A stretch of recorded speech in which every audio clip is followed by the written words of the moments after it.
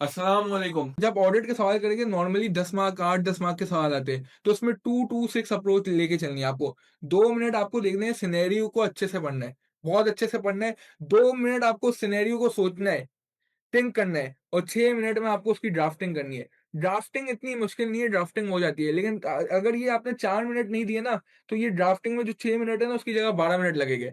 ये 4 मिनट देना इम्पोर्टेंट है कि रीड अच्छे से करना है और थिंक अच्छे से करना है, उसके बाद आप लिखना स्टार्ट कीजिएगा। अब ड्राफ्टिंग में एक इंटरकनेक्शन बहुत ज़रूरी है। जो स्टैंडर्ड्स किस तरह कनेक्ट हो रहे हैं, वो आपको पता होना चाहिए क्योंकि स्टैंडर्ड्स कनेक्ट होते हैं। फॉर एग्ज़ाम्पल अगर कोई हमारे पास मॉडिफिकेशन का सवाल है, तो उसके अंदर गोइंग कंसर्न का स्टैंडर्ड कनेक्ट हो सकता है। तो स्टैंडर्ड की कनेक्शन आपके लिए एक बहुत इंपॉर्टेंट चीज़ है। आप उसके बाद मैं आपको ये बोलूँगा सिनेरियो पढ़े, डायरेक्टली कंक्लूजन में आपको जंप नहीं करना। पहले सिनेरियो को समझ जाएँ। फॉर एग्ज़ाम्पल अगर आरपी का कहीं इश्यू आया है, तो डायरेक्ट आप प्रोसीजर नहीं बता दोगे। पहले एस्टेब्लिश करो क्या ये रिलेटेड पार्टी है भी या नहीं। उसके बाद आप देखो क्या ट्रांज़ैक्शन अकर हुई है। आपको फिर जज करना है क्या transaction outside the normal course of business है भी या नहीं। उसके बाद आपको प्रोसीजर बताने हैं। पहले आपको एनवायरनमेंट की अंडरस्टैंडिंग लेनी है, पहले पूरा सिनेरियो समझना है, डायरेक्टली प्रोसीजर्स में जंप नहीं करना। जब भी आपसे ऑडिट रिस्क ड्राफ्ट करने को बोला जाता है, तो आप स्टार्ट कैसे करेंगे? जो सवाल में रिस्क फैक्टर लिखा हुआ है, पहले उसको आइडेंटिफाई करना है। फॉर एग्जांपल अगर सवाल में लिखा है due to covid and economic recession, ये मैंने आइडेंटिफाई कर लिया। ये मेरा क्या हो गया? रिस्क फैक्टर हो गया। मैंने इसको आइडेंटिफाई कर लिया। ये मेरा ऑडिट रिस्क नहीं है, ये मेरा बिजनेस रिस्क है। कोविड आ गया, कोविड की वजह से मेरा बिजनेस बंद हो सकता है। इकोनॉमिक रिसेशन आ गया, मुझे नुकसान हो सकता है। मैंने बिजनेस रिस्क सबसे पहले आइडेंटिफाई कर लिया। उसके बाद आपको देखना है कि इसकी वजह से कहाँ मिस स्टेटमेंट आ सकती है और कैसी मिस स्टेटमेंट आ सकती है। क्या मिस स्टेटमेंट है, क्या ओवर स्टेटमेंट है, क्या अंडर स्टेटमेंट है। उसके बाद आपको डायरेक्शन बतानी है कि there is a risk of over statement. Over statement किस चीज की हो रही है, आपको अकाउंट बैलेंस और अजर्शन बतानी है। जैसे हमारी वैल्यूएशन ऑफ पीपी हो गई, एग्जिस्टेंस ऑफ इन्वेंट्री हो गई, कोई भी ऐसी चीज आपको क्या करना है? पिन पॉइंट करना है। अजर्शन भी बतानी है और अकाउंट बैलेंस भी बताना है। सबसे पहले क्या करना है? रिस्क फैक्टर आइडेंटिफाई किया। रिस्क फैक्टर को आइडेंटिफाई करके देखना है क्या हो रहा है। मिस स्टेटमेंट हो रही है, ओवर स्टेटमेंट हो रही है, अंडर स्टेटमेंट हो रही है, किस अकाउंट बैलेंस की हो रही है, कौन सी अजर्शन पे अफेक्ट आ रहा है। उसके बाद आप अकाउंटिंग स्टैंडर्ड को कनेक्ट करोगे। ये 3 स्टेप तो जनरल है।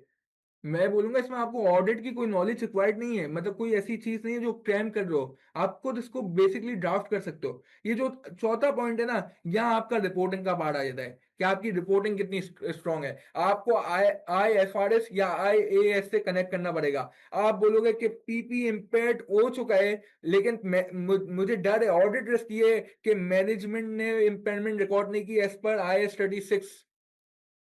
तो ये 4 पॉइंटर की ड्राफ्टिंग टेक्निक है ऑडिट रिस्क के लिए। क्या? सबसे पहले रिस्क फैक्टर को आइडेंटिफाई किया। Second, direction of miss statement, over statement है, अंडर स्टेटमेंट है। Number 3, account balance and assertion. Number 4, इसको अकाउंटिंग स्टैंडर्ड से लिंक कर लो और आपको डर है मैनेजमेंट अकाउंटिंग स्टैंडर्ड के हिसाब से रिकॉर्ड नहीं कर रही। तो ये आपका पूरा एक जनरल एक टेक्निक है जो सर इब्राहिम ने मुझे समझाई थी।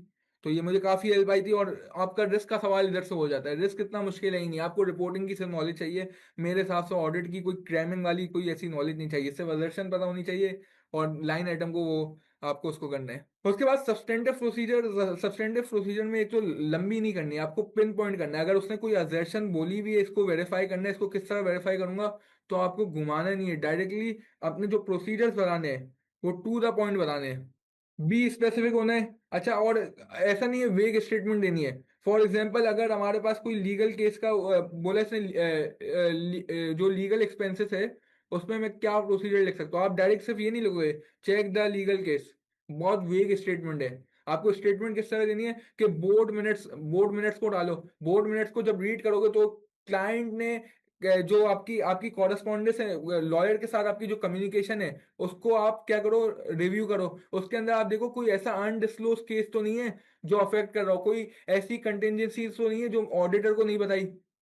तो इस तरह आपको वेग स्टेटमेंट नहीं देनी, एक proper statement proper procedure draft करना है 2 से 3 लाइनों का, जिसमें आप पूरा समझा रहे होगे।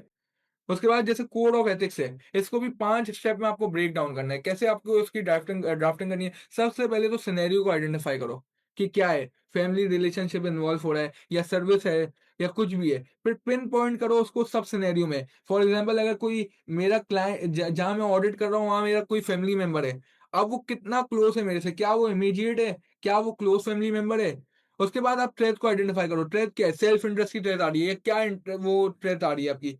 फिर उसकी सिग्निफिकेंस को आइडेंटिफाई करो। ऐसा तो नहीं है वो नॉर्मल सा कोई वर्कर है, तो वो मेरे लिए सिग्निफिकेंट ही नहीं है। अगर वो कीबोर्ड मेंबर या सीएफओ या कोई ऐसा पर्सनल है जिसका एक फाइनेंशियल रिपोर्टिंग में अफेक्ट आता है, तो वो मेरे लिए सिग्निफिकेंट है ना।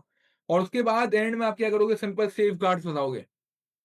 केस को किस तरह अवॉइड कर किया जा सकता है? क्या जो बंदा ऑडिट कर रहा है, उसको टीम से निकाल दिया जाए?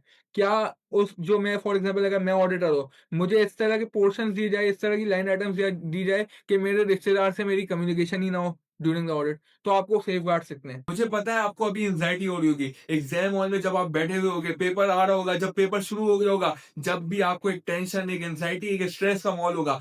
सिर्फ़ ये आपके साथ नहीं हो रहा, एग्ज़ाम हॉल के अंदर जो-जो स्टूडेंट बैठा होगा, उसके साथ सेम सिचुएशन होगी। तो बस आपको कॉन्फिडेंट रहना है, आपने जो मेहनत की है उस पर यकीन करना है, इंशाअल्लाह अल्लाह ताला आपको आसानी से ये पेपर पास करवाएँगे।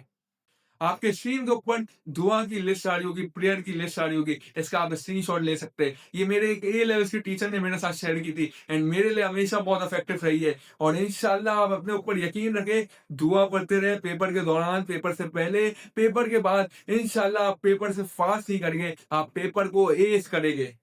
Thank you so much. Mohammad Hasan Sadiq signing of.